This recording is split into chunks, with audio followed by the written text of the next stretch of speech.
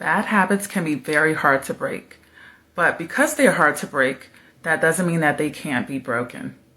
It just takes dedication, determination, and the will to break that bad habit. Many people don't even realize just how much a bad habit limits them. A bad habit actually keeps you from being the best version of yourself. And bad habits typically come about due to stressful situations, feeling bored, or lack of self-awareness. I remember years ago, like back in elementary school years ago, that there was this thing I just kept saying, and I can't remember what it was exactly, but let's just say for sake of the example, it was me saying, "What's up?" or "That's what's up." I had a friend that would just call me out on it and kept saying to me, "Why do you keep saying that?" And it wasn't until she said that to me that I realized that that was a bad habit of mine. And so these are just a couple of things that, or a couple of reasons rather, that bad habits can come about. But you can overcome them, okay? And so the first way to overcome a bad habit is, one, acknowledging that it is a bad habit. Because once you acknowledge that it's a bad habit, you're able to work on changing it, okay? And number two is give yourself grace. Just give yourself grace.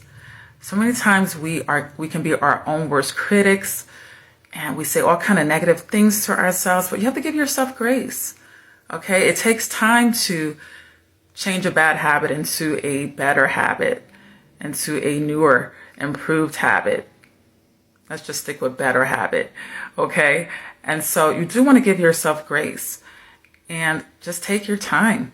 And for those really, really, really major bad habits like smoking, I remember years ago, I worked on a job where there were people that just kept smoking. And there was this one guy that told me in conversation about how he really wanted to quit, but had a hard time doing it. And so even with something as hard as trying to quit smoking, you have to give yourself grace and just take it day by day. If you're someone who smokes 4 times a day, you can start out by saying, "I'll only cut back to 2 times a day."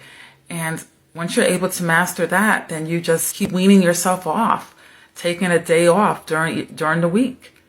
You know, just taking one day off during the week as you get better and start improving. And that's how you can wean yourself off. You have to remember that change doesn't come overnight. Sometimes you have to really work hard at it. And you have to be intentional in changing the bad habit. And being intentional is working at it day after day. Okay? And also, you also want to just congratulate yourself for the improvement that you have made. Okay? Always remember to congratulate yourself, because we can be our own worst critics. And we have so many people in the world that says negative things about us. Why do we need to tell ourselves negative things about ourselves?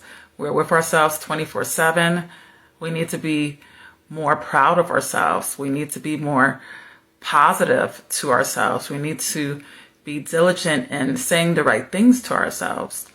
And so with every milestone, congratulate yourself and stay dedicated. Something to think about.